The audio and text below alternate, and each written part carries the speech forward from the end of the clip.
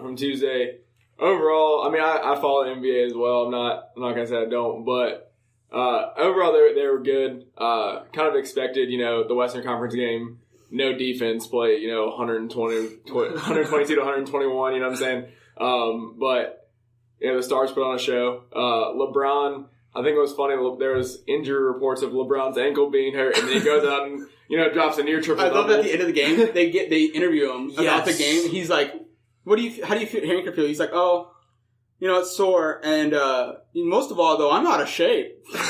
he almost had triple double. He's like, I'm out of shape. Yeah, right. I don't really like how I'm feeling right now. He's just using it as an excuse in case he plays badly. He can it was just my ankle. But I mean, that's LeBron being LeBron. But overall, I thought it was really good. I was expecting a lot from Jason Tatum, and I got almost a lot from Jason Tatum. Yeah, he was close. I'd say he had a really impressive second half. He did. How about all the Duke players on the floor last night? Honestly, Kyrie, are you welling with pride? Oh, it was great. It was a good stuff. First game you try out the Duke players, so it was good. Overall, it was a good first night of the NBA. All right, let's get into the ACC. So, how do you think the ACC is shaping up this year? After a disappointing NCAA tournament last year. So it was a quite disappointing tournament for the ACC last year. Obviously, they did have the national champions in the Carolina Tar Heels, but I think for this year they have the potential to probably have 7 tournament teams end up in the field this year. It would be 8 if Louisville wasn't under postseason ban this year. But that Louisville team is just a joke. Didn't they lose like half the recruits? Yeah, it's a bad situation. Lost their Hall of Fame coach, Rick Pitino. Just a bad situation in Louisville. But overall, the ACC is still, I say, the best conference in college basketball. Just because, top to bottom, it's competitive night in, night out. I mean, ACC's been really, really good for a long time. They did have some disappointing years, but based on because last year when we came into the tournament, we all thought the ACC was going to dominate it, and then by the second round they were all knocked out. Basically, was that like a fluke, or do you think that's something the other conferences are actually better than we give them credit for? I mean, I think it's probably a little of both. I mean, the ACC did underperform. I mean, they were riddled with injuries last year. Almost every team was, and then also, I mean, yes, other conferences are good. I'm not going to take that away from them, but I just feel like this year the ACC is going to get back on track. They got some powerhouse freshmen coming in. They still have some pretty good upperclassmen staying there. So overall, I think it'll be a good ACC season. Okay, so I'm sure we already all know the answer to this question, but who is the favorite to win the ACC, and which ACC team do you think has the best chance to make a tournament run? And I'm going to guess these are the same answer. Let's see here. Probably Duke. But, I mean, honestly, Duke they have all the pieces to be a phenomenal team this year. And it's kind of been the same story the last couple of years. It's title or bust in Durham, always. But especially this year, they got the number 1 recruiting class coming in. Rare situation, they have both number 1 power forwards coming in because they have Marvin Bagley III, which is just an absolute stud. So I'm an honorary Duke fan this year because I'm from Phoenix, Arizona, and I have two of the top 3 recruits are from Phoenix. Dude. But one of them chose Arizona, so I can't root for him. And the other one chose Duke, so I'm going in. But I'm going for Bagley. Dude, Marvin Bagley III, 6'11" from Arizona, reclassed from the 2018 class to the 2017 class, is just versatile in every sense of the word. You saw him playing the Summer League, talking about NBA, he played against NBA players in the Summer League and showed out. He seemed like he belonged already. Oh yeah. Point forward, he can run the floor. He's super athletic. Can stretch the defense, can hit a 3, can also take people to the post, and is a really good rim protector for being 17 years old. So man, he's gonna be a stud. And also, Duke still has the number 1 recruiting class with Wendell Carter Jr., who's a 6'9" forward who has a polished post game, also pretty good post defender, and also is just every freshman they have is just athletic. This entire Duke team from top to bottom is just freakishly athletic. It's not even fair. Yeah. And then I don't think Duke's ever had, just looking from an athlete standpoint or just even a recruiting class standpoint like this, I don't think Duke's ever had a recruiting class like this. Not at all. This stacked, from top to bottom. It's close. The 2015 class does have some parallels to this class, and we'll get into that a little bit later. But this class is just ridiculous, especially with Trayvon Duval, who's Tricky Trey, dude. He is phenomenal. Like when floor general and every. It's just a floor another super athlete, and exactly. Not Kyrie with the handle, but close to him. Close to it. So Trayvon Duval, look out for a big year from him, man. Yeah. But I mean, Duke's recruiting class is just stacked. All right, so how does Duke resemble? You said this earlier. How does Duke resemble the 2015 national championship team? Absolutely. So you have Wendell Carter Jr., like I mentioned. So he parallels Jahlil Okafor. Has great footwork in the post. Can score at will with a myriad of different, post moves. So that's one. You got Marvin Bagley, who's going to fill that Justice Winslow type utility player, do everything on the floor, can guard 1 to 5. And then you got Trayvon Duval, who is Tyus Jones 2.0. I would say a much better Tyus Jones. I mean, Tyus Jones is probably a smarter college player. Yeah. He was really, really good in college, but Trayvon Duval is, my personal opinion, he's going to be a top 5 pick in the NBA. I can see that. So I think one thing that's hard, and Duval probably has this, but being a freshman coming in and like taking your whole team and leading them straight like Tyus Jones did that year, I mean, that was impressive. I mean, just that leadership that Tyus had. Yeah, it helps that they have so many freshmen coming in. Exactly. So it's not like he's trying to lead sophomores and juniors. He's most of the other star players on the team. Which is why I think Tyus Jones was so successful that year. And also, I mean, Duval knows, like, from the moment he got recruited from Duke, Coach K preached, he's giving him the keys. Like, it is his team. Day one starting point guard all the time. So that, like, confidence you have from the best college basketball coach of all time, I mean, it kind of helps your play. And then, I mean, Gary Trent Jr. can parallel Grayson Allen, and not the fact that he's gonna come off the bench in the national championship game and lead them to a title, but by himself. Honestly, by himself. But Gary Trent Jr. He's another freshman from Minnesota, which he went to the same high school as Tyus Jones. But that man is an instant bucket. He steps on the floor and he can just score. So I mean, they have a really, really similar class, and I think they can have a similar outcome as well. Okay, so we'll put Duke aside here for a second. Right.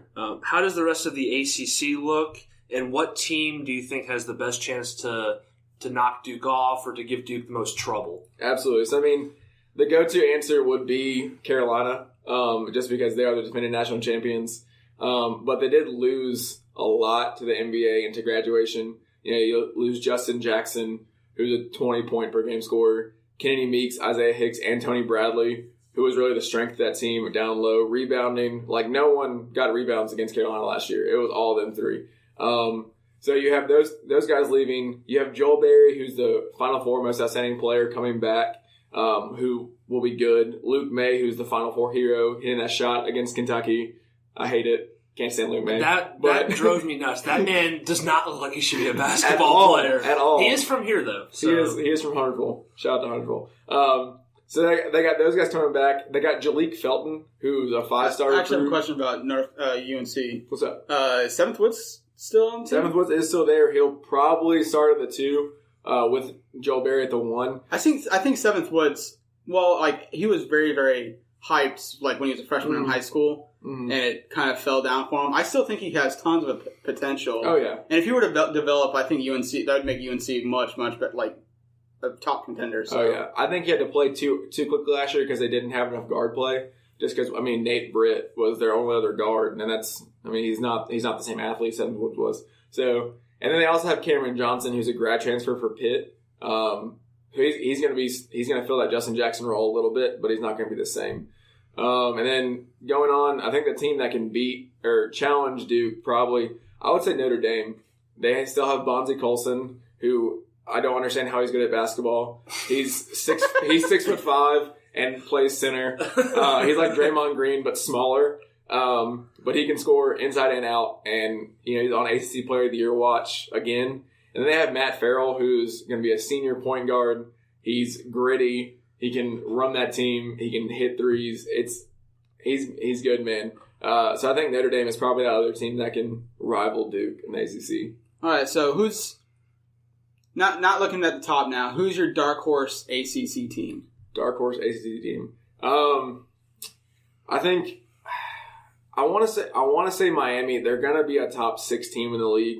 Miami, because they have their backcourt is just like stout. Bruce Brown, who's going to be a sophomore, who's once again instant offense, just a freak athlete, and then Lonnie Walker. They both can just score anytime from anywhere on the court. And I also have this kid, Dejan Vasiljevic. He's from Australia. He's a sophomore.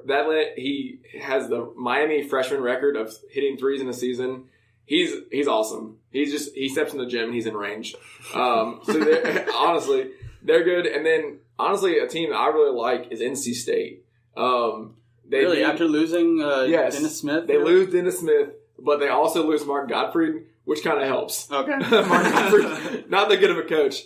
He's been on the way out for a while, but they get Kevin Keats, who's from UNC Wilmington, to take over for that team. And that team is going to be super fast and going to take pride in defense. So I was super on NC State last year because I was like, Dennis Smith, he's going to be the man. He's going to be the number one point guard prospect after this college season. Nothing happened, and no one even looked at NC State, and they didn't win They won 11 games. Exactly.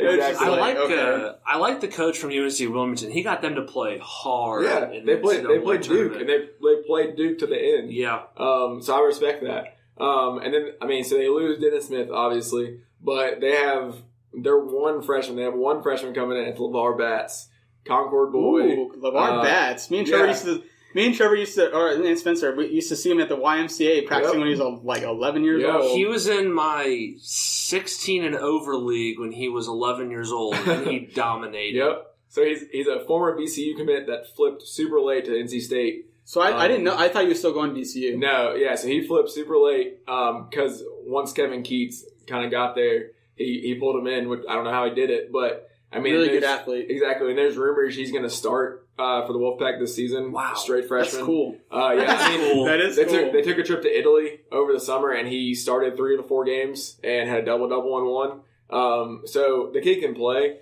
I'm not sold on his shooting ability still, but his shot's worse than Lonzo Ball's. Yeah, he's got a hitch in his shot real bad. If they can fix that, but also, he's athletic and he's fast. The two things you need in the ACC point guard really are athleticism and speed. And they also have Torin Dorn, who I wish would have stayed at UNC Charlotte, my alma mater. But it's his second year after transferring there, and he had a strong year last year, and it'll just be good this year. And they still have Abdul Malik Abu and Omer Yurtseven, who are NBA talents in their front court. So I think NC State's a pretty solid team. Okay, so we're going to kind of transition this from back in the NCAA to the NBA. It's like, as a Bulls fan, and after last night's news, I love this question. We're going to assume Sean wins this bet here, and the Bulls only win 15 games, get the number 1 pick. Yeah. There's basically three number 1 picks that could go. You've got Michael Porter out of Missouri, Marvin Bagley, obviously out of Duke, and then Luka Doncic from Slovenia, who's the 18-year-old that dominated the Eurobasket. So, of those 3, who do you think the Bulls should take number 1 overall? All right. I am not sold on Doncic just yet because I never like foreign players, to be honest with you. I would with the first pick, I would stay away from Doncic with a 30-foot pole, dude. Exactly. If you were the 3rd pick, okay, take a chance, but Porter and, just in my opinion, just watching, a lot, I'm like a hoop mixtape balls, crazy man with these high school players, and I watch them in summer league and stuff. It just seems, and I know it's high school stuff, but it just seems like Bagley and Porter have every single tool to them. Oh, yeah. Well, let me play devil's advocate here. Bagley plays a lot like Lamar Odom, I feel like. He's a little more athletic. He's got Anthony Davis athleticism. Yep. Michael Porter, he could be amazing, but he could also be Joe Johnson. That's very true. But Luka Doncic plays like Steve Nash. And if you're one of those 3, I would take Steve. Now, I'm not saying, like I said, I'm just playing devil's advocate here. I understand. But Lamar Odom was not a superstar in the NBA. I know. It's just Porter and Bagley have all the size, all the length. They can both handle the ball for their size and shoot already. Exactly. I mimic Porter Jr. to Ben Simmons with a jump shot. And, I mean, he doesn't have exactly the same court vision. Yeah.